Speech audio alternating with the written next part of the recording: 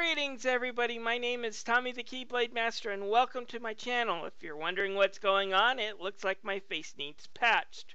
Kinda similar to Ubisoft's latest Assassin's Creed game, Assassin's Creed Unity. When it released late last year, it kinda went viral for a reason no game developer ever wants their YouTube videos to go viral. The game was buggy as hell and people were showing it off, especially the glitch with no faces.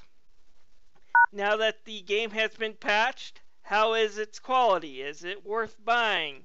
Unfortunately for Assassin's Creed Unity, its best and most interesting feature may have been the glitches.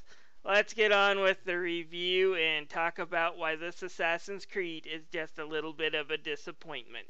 Alright, the story in this game is the most disappointing aspect, so much that I'm not going to talk about it much here in this video because I could go on long enough to create my own video, and that's what I'm going to do. I'm going to create another video just poking fun of this game's story problems and what they screwed up. Characters that should be important and the main focus of the story, like Robespierre, who's an interesting historical villain, completely left to the side and just grade A, snidely whiplash, melodramatic villain that you have to stop at the end. He's a disappointment. Other characters that really shouldn't be too front and center, like Napoleon at this time. You spend more time dealing with him than Robespierre. And then the main characters themselves are such a complete disappointment. Arno, for the most part, is Ezio Auditore, only he's not interesting. Ezio is interesting. Arno isn't, and he goes through the exact same story steps. Rich father, womanizer, all of a sudden thrown into this Assassin versus Templar conflict. Only this time he has a Templar girlfriend that he cares about, and there's a civil war among the Templars. None of it gets fleshed out well enough, and in the end I just found myself bored and wanting the game to end.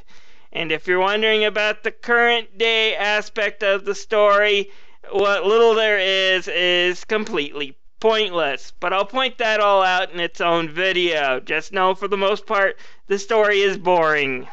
Graphically, this game is very beautiful. In fact, I can't show you just how good looking this game is because I do believe my editor will only render this at 30 frames per second and my capture card I think can only do about 720p. So you won't be able to see what this game looks like when it's running at its full 1080p, 60 frames a second. Now that it's been all patched up, it looks really good. Ubisoft did a good job capturing not only the architecture that would be around France, but also some of the filth and disgust.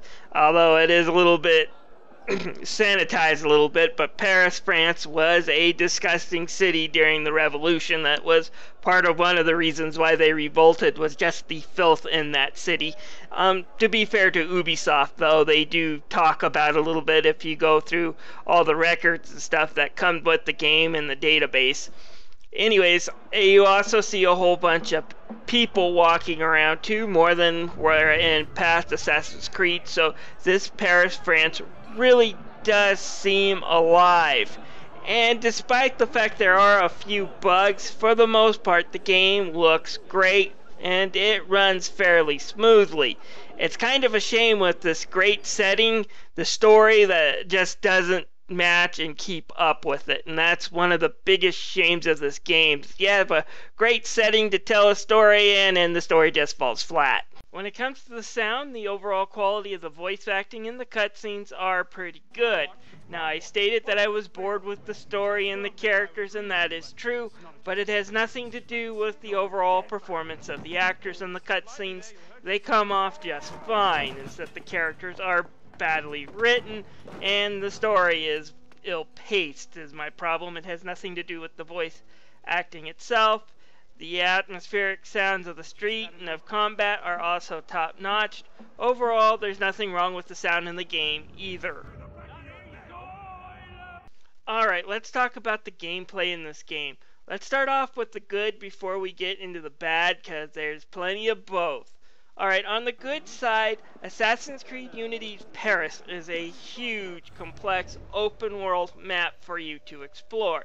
If you're looking for a sandbox game that will take you hundreds of hours to explore everything and to do all the side quests, then you might actually look into getting Assassin's Creed Unity, because there's a lot of stuff to do, and not all of it's boring. Some of it can be interesting. I do like these murder mysteries where you have to skulk about and try to solve mysteries and figure out who did what. It's actually pretty interesting new side game they added in here.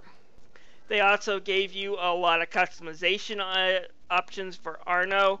For example, you can make him stealthy if that's your way of playing through Assassin's Creed, is to use stealth and not try to get into any big fights. However, if you want to be a brawler, you can also equip him with armor that will improve his health and his defense and his attack stats, and then make him more noisier so he can't sneak by. Whatever you choose to do, it's up to you. Also, there are some online missions for you to do if you want to find people online and do them. These missions are fairly fun and add a lot to the gameplay. So what is bad in Assassin's Creed Unity? Well, let's start off with one of my biggest frustration, and that is some of the main assassination missions. Whenever you get one of these where you have to go in and kill a target, prepare to be frustrated. Now, to be fair to Ubisoft, they did have some interesting ideas. How you sneak into the enemy's lair is now completely open to you. Like I said, if you're a brawler, you might take the direct route. If you're a sneaker, you might try to find a side door. You can also complete side missions around the building to try to create additional distractions.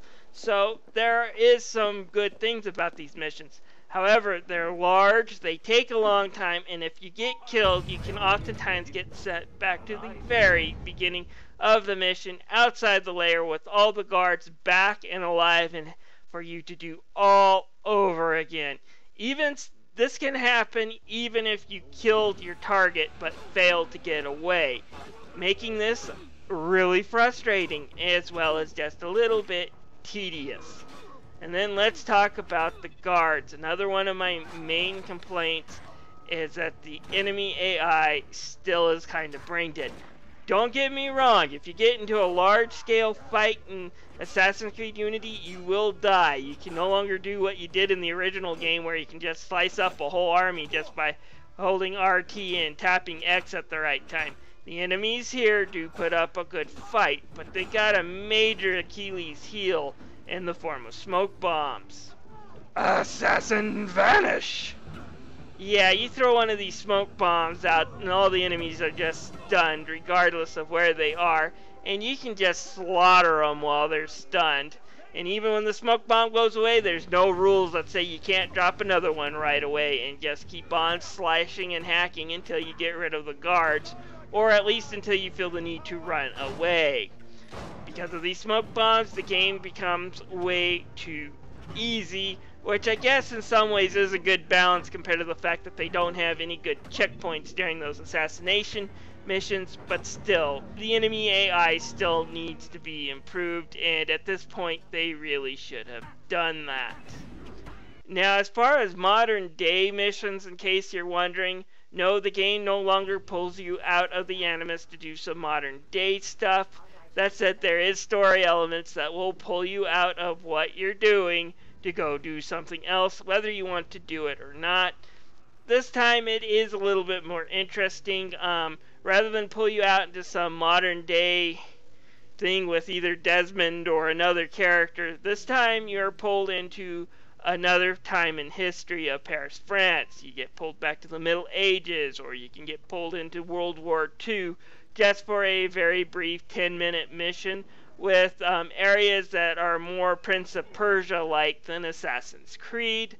For the most part, I did actually enjoy these missions, other than just like the modern-day segments of the old Assassin's Creed games.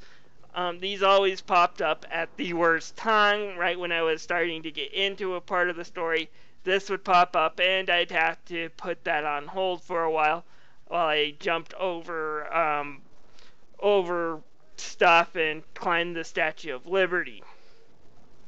Overall, the game's not terrible in the gameplay segment, but with the boring story, just some of these frustrating assassination missions, I really can't recommend Assassin's Creed Unity.